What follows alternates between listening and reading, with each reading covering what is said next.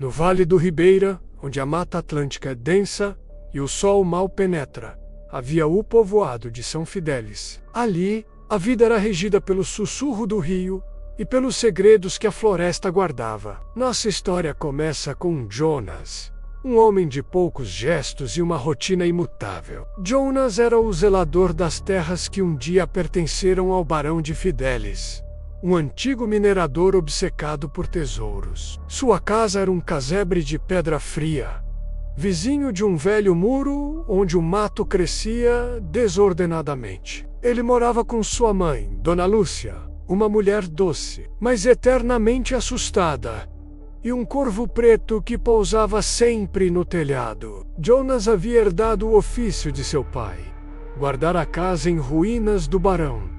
Junto com as chaves enferrujadas, o pai lhe deixou uma advertência, daquelas ditas em leito de morte, que Jonas nunca soube decifrar por completo. Ele era reservado, respeitoso com a mata e de hábitos firmes. Levantava-se antes do orvalho, limpava a entrada da fazenda com a foice ao ombro e voltava ao anoitecer. Seu único confidente era o Chico da venda, que o recebia ao cair da tarde com uma pinga de alambique e uma conversa sobre as cheias do rio. Eles brincavam que Jonas protegia mais fantasmas que pessoas, mas essa rotina de calma se quebrou quando um forasteiro chegou ao povoado, pedindo informações sobre o mapa. Tudo começou com aquele homem, um estranho alto, vestido com roupas de cidade e que usava óculos escuros.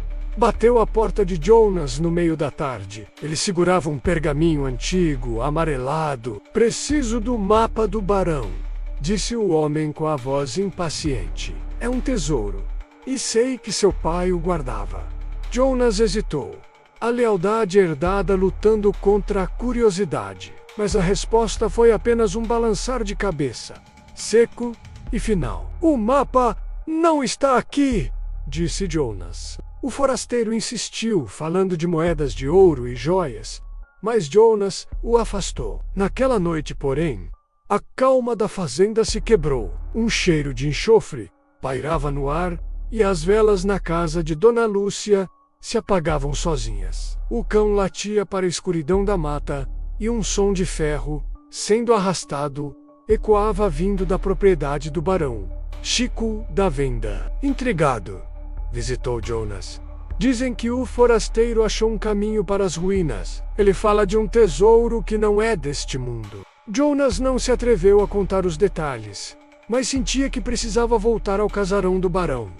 Ele caminhou na escuridão, guiado apenas pela lanterna. O ar cheirava a terra revolvida e a algo mais, uma fragrância doce e podre de mato velho. Ao chegar na fundação da casa principal, viu que o forasteiro havia cavado a terra. A pedra fundamental, que guardava a história da fazenda, estava rachada.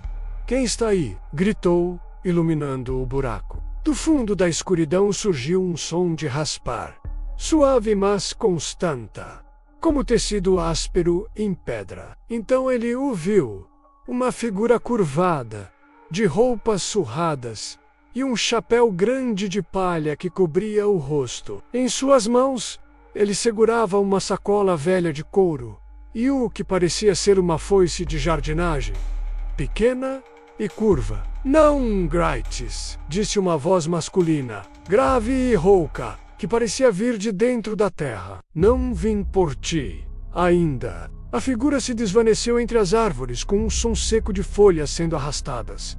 Jonas correu para casa, pálido. Sua mãe, ao vê-lo, abraçou o crucifixo. "Te avisei, para não mexer com o que não é seu", ela sussurrou. "Há pactos que nunca se desfazem." No dia seguinte, o rumor correu por todo o povoado. O forasteiro havia sido encontrado no meio da mata, morto, com o rosto coberto por folhas de tabaco murchas. Ninguém reclamou o corpo, e Jonas, como zelador daquelas terras, teve que providenciar o enterro. Enquanto jogava a primeira pá de terra, ouviu uma voz atrás de si. "Agora é teu." Era a figura curvada, o velho. Tinha o mesmo chapéu de palha e um olhar vazio. Antes que Jonas pudesse responder, a figura se afastou, desaparecendo na bruma da mata. Naquela noite, Chico da Venda o visitou alarmado. Jonas, não saias. Dizem que o guardião do tesouro anda solto. O viram na beira do rio, murmurando para as águas. Jonas não respondeu. Algo em seu interior o empurrava à loucura. Ele buscou o padre Elias, o único na região com alguma sabedoria antiga. Filho, há riquezas que não são para os vivos. Seu pai fez um pacto antigo para proteger aquele mapa, para que nenhum ganancioso tocasse o ouro. Que pacto? Perguntou Jonas. Um favor do velho. Mas todo favor tem um preço, Jonas. O preço é a guarda eterna. Naquela noite, os ventos uivaram com fúria. As árvores da mata pareciam chorar. Jonas sonhou, ou acreditou sonhar, com a figura curvada, observando-o aos pés de sua cama. Quando despertou, o relógio marcava a hora morta. Ele ouviu o som de raspar, a sacola arrastando. A porta do quarto se abriu sozinha, e ele o viu entrar. Teu pai me conhecia, disse a voz rouca, e tu foste o que abriu a guarda. Jonas caiu de joelhos. O que queres de mim? Sussurrou. Que continues o que ele não pode. Na manhã seguinte, Dona Lúcia o encontrou sentado junto à janela, com a foice de jardinagem do velho sobre os joelhos. No povoado começaram a falar que Jonas havia sido escolhido. Ele passava horas nas ruínas, murmurando para as pedras. Chico da Venda tentou tirá-lo do transe. Irmão, estás a definhar. Isso não é de Deus. Ele me mostra o que a ganância dos vivos esconde, respondeu Jonas com voz serena. O mapa não destrói, apenas chama a quem deve guardar. Pouco depois, o padre Elias sumiu. Sua e Greia encontraram marcas nas paredes, como de unhas longas e a foice de jardinagem cravada no altar. A gente começou a fugir do povoado. Uma tarde, Chico, decidido a pôr fim ao mistério, foi às ruínas buscar Jonas. Ele o encontrou junto à pedra rachada, ajoelhado, falando com a escuridão. Jonas, vá embora. Isso é do demo. Jonas girou lentamente. Atrás dele, a figura curvada do velho emergiu da terra, com o chapéu tampando o rosto e a sacola, apoiada na pedra. Tarde chegas, Chico, disse Jonas com a voz rouca. Já é a hora da guarda.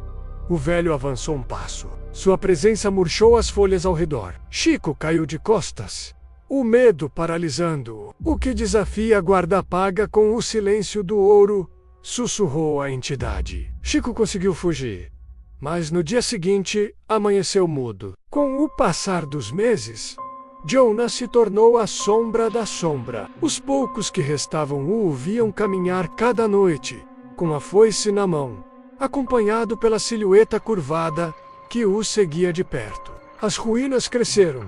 O mato tomou conta e sobre a pedra rachada sempre havia um mapa, feito de folhas secas que nunca se desfazia.